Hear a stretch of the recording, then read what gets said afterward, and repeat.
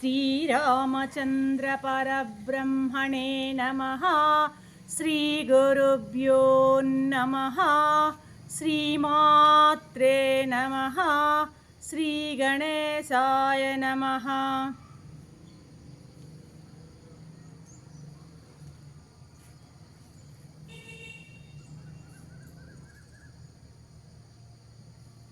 ప్రియాత్మ బంధువులారా, యోగ వాసిష్టం ఉత్పత్తి ప్రకరణము 125వ భాగం. మళ్ళీ వశిష్ఠ మహర్షి కథలోకి వస్తున్నారు. సరే, యోగ బలంతో లీలా సరస్వతీ మాతలిద్దరూ కూడాను ఆ తలుపు రంధ్రం ద్వారా ఆ విదూరథుని రాజమందిరంలోనికి ప్రవేశించారు.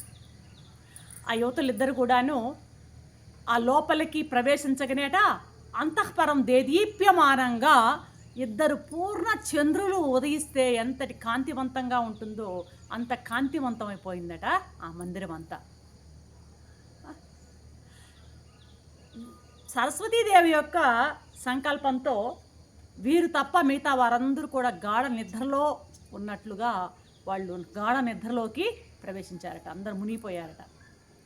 రాజు పాపం పడుకున్నవాడు కాస్త ఆ మంచం మించి అలా కనులు తెరిచి అట్లా చూసేసరికి రెండిద్దరు అలాగా రెండు సింహాసనాల మీద కూర్చొని ఉన్నారన్నమాట. ఈ ఇద్దరు తల్లుల్ని చూచి తటాలున లేచాడనమాట. పక్కనే ఒక బంగారు పాత్రలో పుష్పాలన్నీ ఉన్నాయి. ఆ పుష్పాలు అలాగా దోషులతో తీసుకుని వారి పాదాలపై సమర్పించాడనమాట.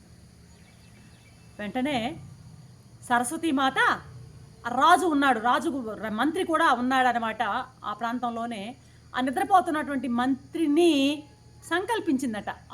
మేల్కునేటట్లు సంకల్పించి తన సంకల్ప బలంతో మేల్కునేటట్లు లేపిందనమాట. సరే, ఆ మంత్రి కూడాను లేచి ఇద్దరికి నమస్కరించి పుష్పాలను సమర్పించి సవినయంగా నిలబడ్డాడు. వెంటనే సరస్వతీదేవి, ఓ రాజా, నేను ఇక్కడ కొన్ని ప్రశ్నలు వేస్తున్నాను. నీవెవరు? ఎవరి పుత్రుడివి? నువ్వు ఎలా జన్మించావు? ఎంతకాలం నుండి నువ్వు ఇక్కడ ఉంటున్నావు? నీ తల్లిదండ్రులు ఎవరు? నీ పరిపాలన ఏంటి?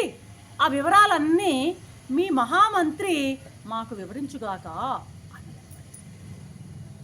వెంటనే మహామంత్రి, అమ్మా, తమ అనుగ్రహ బలంతో నాకు వాక్కు కలుగుతోంది, అంతా చెప్తా విను అంటూ మొదలుపెట్టాడు ఆయన యొక్క వంశ చరిత్ర.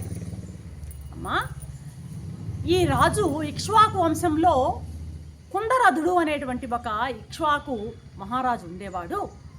అతనికి భద్రరథుడు అనేటువంటి కుమారుడున్నాడు. ఆ వంశంలో క్రమంగా విశ్వరథుడు, బృహద్రథుడు, ఇలాగా సింధురథుడు, ఇలాగా దాదాపుగా ఏడు మంది రథులు అనేటువంటి 7 మంది వంశాల గురించి చెప్పబడింది అనమాట. ఆ పరంపరలో నభోరథుడు అనేవాడు చివరి ఆయన. ఆ నభోరథుని కుమారుడే ఈ రాజు. ఇతని పేరు విదూరథుడు అని చెప్పాడు. అంటే దాదాపు 8 వంశాల యొక్క 8 తరాల పేర్లు వస్తాయన్నమాట ఇక్కడ. ఈయన తండ్రి నభోరథుడు. ఈయన 10వ ఏట ఉండంగానే ఈయనకి ఆ పట్టాభిషేకం చేసి అరణ్యాలకి వెళ్ళిపోయారు. వీళ్ళ తల్లి పేరు సుమిత్ర అని రాజు వివరాలు చెప్పాడు. మరి అప్పటి నుండి 10వ ఏట నుండి మా రాజు చాలా ధర్మబద్ధంగా పరిపాలన చేస్తూ ప్రజలందరినీ కన్నబిడ్డల్లాగా సంరక్షిస్తూ పాలన సాగిస్తూ ఉన్నారు అని మౌనం వహించాడు ఆ మంత్రిని. మరి వెంటనే సరస్వతీదేవి పద్మాసనంలో కూర్చో ఉన్నాడు రాజు. అతను రాజు యొక్క తలని చేతితో అలా స్పృశించిందనమాట.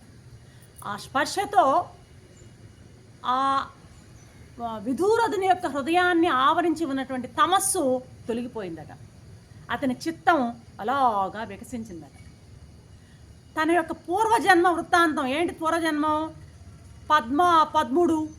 పద్మరాజుగా ఉండడం, పద్మరాజుగా మరణించడం, అంతకుముందు ఆ యొక్క ఎవరైనా వశిష్ఠ బ్రాహ్మణుడి జన్మ, ఇవన్నీ కూడాను ఆయనకి ఒకదానికి వెనక ఒకటి స్ఫురణకి వచ్చాయి, జ్ఞాపకానికి వచ్చాయన్నమాట. ఆ ముందు జన్మలో తన రాజ్యం ఎలా ఉంది, ఇంకా వశిష్ఠ దేవుని జన్మ కంటే పద్మరాజు జన్మ బాగా గుర్తుంది దీనికి, ఎందుకంటే ఆయన క్షత్రియుడు కావాలన్న వాసన ఆయన దృఢంగా ఉంది కదా. అందుకని పద్మరాజు యొక్క ఆ జన్మ వాసనలు దృఢంగా ఉన్నాయన్నమాట. వెంటనే ఆ తొలి జన్మ జ్ఞాపకం వచ్చింది. ఆయన యొక్క ఆ రాజ్యరికము, ఆ యొక్క లీలా విలాసము ఇవన్నీ కూడా మనసులోకి రాగానే ఆయనకు ఆనందంగా ఒక కేక పెట్టాడు, అది నా భార్య లీల అని. లీలను చూస్తూనే ఆయనకు భార్య తన భార్యగా గుర్తొచ్చిందన్నమాట. అంటూ దేవతలారా ఏమిటి మాయా, గత జన్మలో నేను మరణించి నేను గత జన్మలో మరణించి కేవలం ఒకే రోజు అయిందే, ఇంతలో నేను గత జన్మ అంటే వశిష్ఠ బ్రాహ్మణుడి యొక్క జన్మలో అన్నమాట. ఇంతలోనే నేను 2 జన్మలు ఎత్తడం ఏంటి, ఎంత విచిత్రంగా ఉంది. నేను ఇప్పుడు చనిపోయి ఒకే దినం అయింది, అయితే ఈ ఒక్క దినంలోనే నేను 2 జన్మలు ఎత్తానే. ఆ పద్మరాజు రాజ్యం ఏంటి, ఆ పరిపాలన ఏంటి, అక్కడ ఉన్నటువంటి సమాచారం ఏంటి, ఇక్కడ ఇప్పుడు ఈ మంత్రి నా పేరేదో చెప్పాడే విదూరథుడని, ఈ రాజ్యం ఏంటి, నాకేమీ అర్థం కావటం లేదు. నాకు గతంలో జరిగిన విషయాలన్నీ కూడా నాకు గుర్తుకొస్తున్నాయి.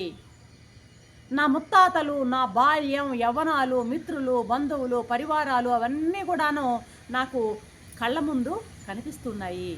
ఏంటి ఇంత ఆశ్చర్యం మాత, నీ కరుణ వలన నాకు ఇదంతా కూడాను గోచరమవుతుంది. ఇదేదో మాయలాగా నాకు అనిపిస్తోంది నిజంగానే. ఈ మాయను గురించి అర్థం చేసుకునే శక్తి నాకు కలగడం లేదు తల్లి, ఇదంతా ఎంత విచిత్రంగా ఉంది అంటూ ఆశ్చర్యపోతున్నాడు విదూరథుడు. సరస్వతీమాత రేపు విదూరథునితో ఏం చెప్తుందో చూద్దాం. అంతవరకు సెలవు. సర్వం శ్రీరామచంద్ర చరణ అరవింద అర్పణం. ఓం శాంతి శాంతి.